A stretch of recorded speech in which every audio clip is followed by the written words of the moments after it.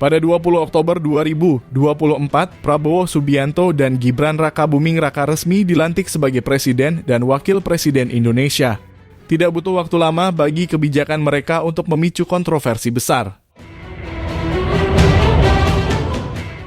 Dalam 150 hari pertama, gelombang protes pecah di berbagai daerah melahirkan istilah yang mencerminkan keresahan publik Indonesia gelap. Puncak kontroversi terjadi pada 20 Maret 2025.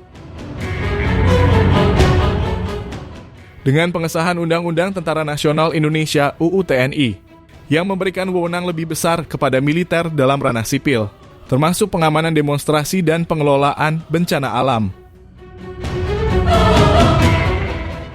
Langkah ini dianggap sebagai kemunduran besar dari reformasi 1998 yang bertujuan memperkuat supremasi sipil atas militer. Kebijakan ini menimbulkan kekhawatiran akan kembalinya dominasi militer dalam kehidupan politik dan sosial Indonesia, sesuatu yang telah lama coba dihindari sejak tumbangnya Orde Baru.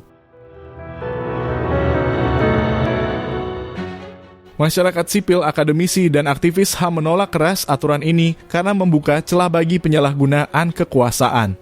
Jika militer kembali menjadi aktor utama dalam pengambilan kebijakan sipil, maka demokrasi Indonesia yang rapuh bisa runtuh dalam waktu singkat. Alih-alih mengkritisi kebijakan ini dan mengawal pemerintahan agar tetap demokratis, sebagian besar pendukung Prabowo Gibran justru memilih diam atau membela keputusan-keputusan kontroversial ini. Ketika protes terjadi, mereka menyalahkan oposisi atau rakyat yang dianggap tidak bersyukur.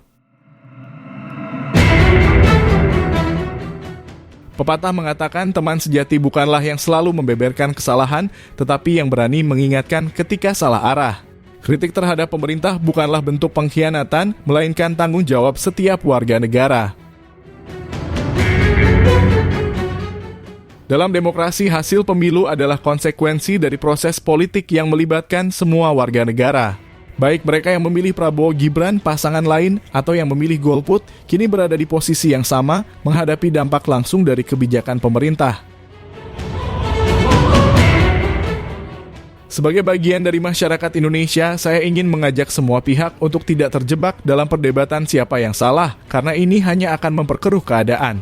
Yang lebih penting adalah bagaimana masyarakat, terlepas dari pilihan politiknya, dapat bersama-sama mengawal kebijakan pemerintah agar tetap berpihak pada rakyat.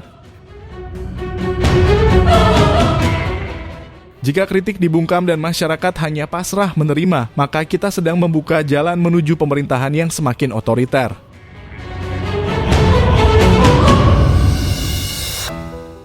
Sejarah mencatat bahwa militer di Indonesia tidak pernah benar-benar kehilangan pengaruhnya.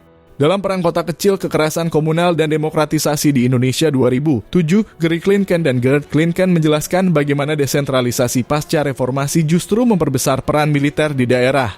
Militer bertindak layaknya warlord atau bos lokal yang memegang kendali politik dan keamanan di wilayahnya. Bukannya bersikap netral, militer justru kerap berpihak dalam konflik lokal, menambah kompleksitas permasalahan demokrasi di Indonesia. Kini dengan pengesahan UU TNI, pengaruh militer yang sebelumnya menguat di daerah bisa semakin terkonsolidasi di tingkat nasional. Konsep supremasi sipil dan ancaman politisasi militer ini telah lama dibahas oleh Samuel Huntington dalam bukunya The Soldier and the State, The Theory and Politics of Civil-Military Relations 1957. Ia menjelaskan dua model utama hubungan sipil-militer, yakni kontrol sipil objektif yang memberikan militer otonomi profesional namun tetap tunduk pada pemerintahan sipil, serta kontrol sipil subjektif, di mana pemerintah berupaya mengendalikan militer secara langsung, yang sering kali berujung pada politisasi militer.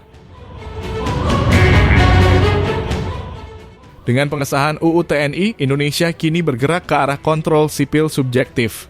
Militer tidak hanya memiliki kekuatan profesional, tetapi juga ruang politik untuk memengaruhi kebijakan sipil. Ini adalah kemunduran serius dari prinsip supremasi sipil yang selama ini menjadi fondasi demokrasi Indonesia.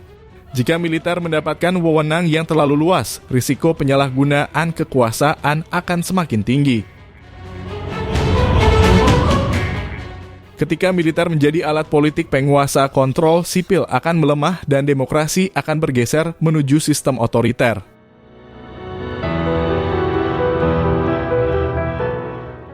Dalam sistem politik yang semakin otoriter, perempuan dan kelompok rentan adalah pihak pertama yang akan merasakan dampaknya. Maya Angelou dalam Militarized Masculinities in International Relations 2018 menjelaskan bahwa kehadiran militer dalam kehidupan sipil seringkali memperkuat budaya maskulinitas toksik dan meningkatkan kekerasan berbasis gender. Komisi Nasional Anti Kekerasan Terhadap Perempuan Komnas Perempuan mencatat bahwa pada 2020 sampai 2024 terdapat setidaknya 190 kasus kekerasan yang dilakukan oleh prajurit TNI.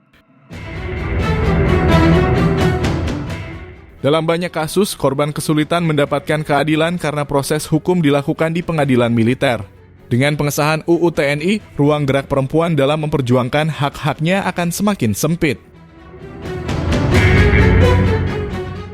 Budaya impunitas yang dipelihara di lingkungan militer bisa menciptakan iklim ketakutan yang membungkam suara perempuan dan kelompok minoritas di ruang publik.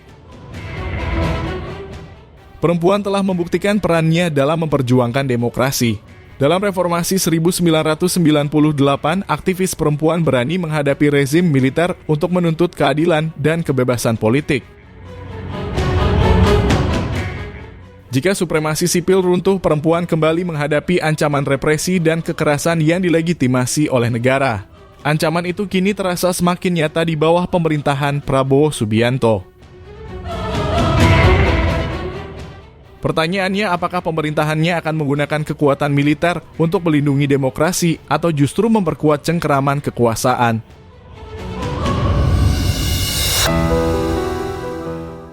Ini adalah sesuatu yang harus terus diawasi oleh rakyat Indonesia karena sejarah telah membuktikan bahwa militer yang terlalu kuat dalam politik seringkali menjadi ancaman bagi demokrasi itu sendiri. Maka pertanyaannya bukan lagi tentang siapa yang bertanggung jawab atas kondisi ini,